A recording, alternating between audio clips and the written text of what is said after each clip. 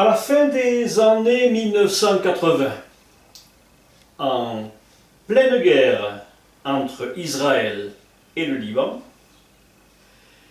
des chercheurs américains, je vous donne les noms, mais vous les trouverez sur Internet, Horn, Johnson, Alexander, Davies, Chandler, ils effectuèrent sous le nom de Projet international pour la paix au Moyen-Orient une expérience tout à fait inédite. Cette application, à grande échelle de la méthode Coué, produisit des résultats si spectaculaires qu'ils furent relatés, analysés, modélisés dans une très sérieuse revue académique internationale, le Journal of Conflict Resolution, journal de résolution des conflits. Alors, il s'agissait d'envoyer sur les lieux où les combats faisaient rage un commando de penseurs entraînés à la méditation optimiste, avec pour mission de se réjouir en éprouvant un sentiment de paix, comme si la guerre était déjà finie, comme si c'était déjà réalisé. Ils n'ont pas jugé la guerre, ils n'ont pas jugé les Israéliens ou les Palestiniens comme étant bons ou mauvais. Il n'y a pas de jugement ni d'ego. Ils y sont simplement allés et ils ont ressenti le sentiment de la paix qu'ils ont imaginé comme étant déjà une réalité. À l'instar des praticiens qui imaginaient la femme déjà guérie. Vous voyez où je veux en venir? Et ce qui s'est passé à ce moment-là, c'est qu'à chaque fois que les praticiens ont mené cette expérience, la paix devenait une réalité au Moyen-Orient. Aussi incroyable que cela paraisse, sur tous les lieux de combat traversés par cet escadron de casques roses, la paix dont ils se félicitaient devenait une réalité. Arrêt des actions terroristes, baisse significative des offensives et des ripostes, respect spontané de trêves inattendues, fraternisation des factions rivales. Et lorsque les praticiens arrêtaient de ressentir lors de leur expérience, toutes les statistiques s'inversaient. Tout revenait comme avant. Les expérimentateurs se sont dit, bien, tout cela est peut-être dû à une coïncidence, c'est peut-être dû aux vacances, ou à la pleine lune, ou au nombre de gens dans la rue, plus élevé aujourd'hui qu'hier.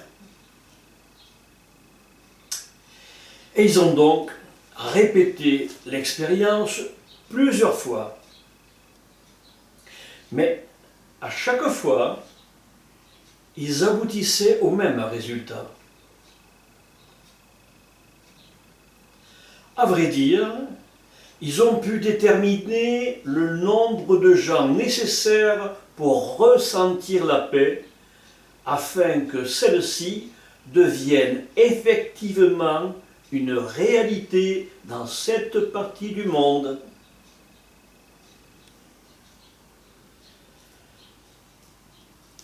Sur la base de ces résultats pratiques, on élabora une théorie. Des psychologues et des statisticiens de l'université de Princeton réussirent à définir le nombre de personnes nécessaires pour stopper mentalement une guerre.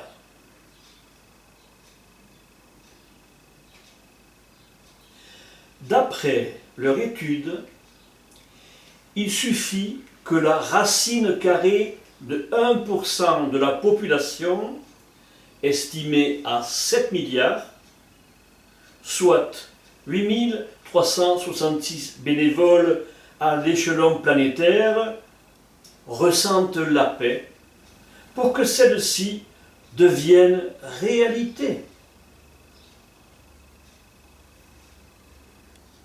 Que se passerait-il si beaucoup de personnes se mettaient sur Internet, sur la toile mondiale, pour coordonner et créer cette paix?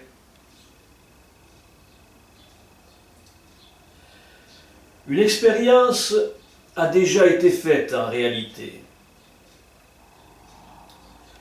L'université de Princeton a mené des études et pendant que les gens faisaient l'expérience de la paix régnait à l'extérieur.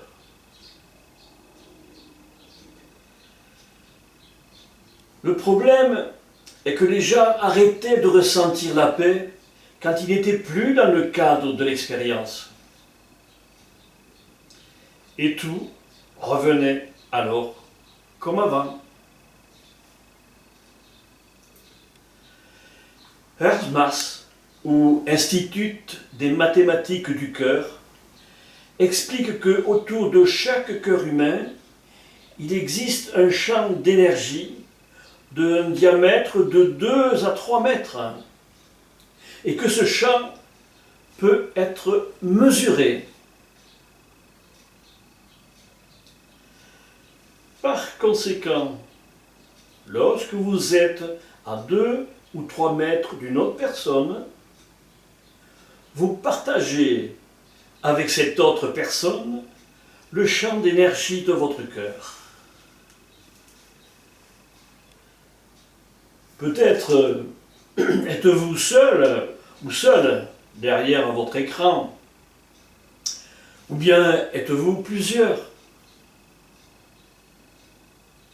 Cela veut dire qu'il y a un cœur ou plusieurs cœurs dans votre pièce.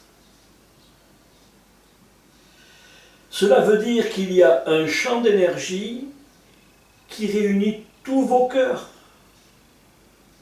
Car vous partagez tous un seul champ, n'est-ce pas? Bien. L'Institut Earthmass a fabriqué des appareils qui permettent de mesurer ce champ d'énergie. On est capable, avec leurs appareils, de détecter le champ d'énergie du cœur d'une seule personne ou d'un groupe de personnes, puisque nous sommes tous connectés. Et que nos sentiments sont capables d'avoir un effet sur le monde qui nous entoure.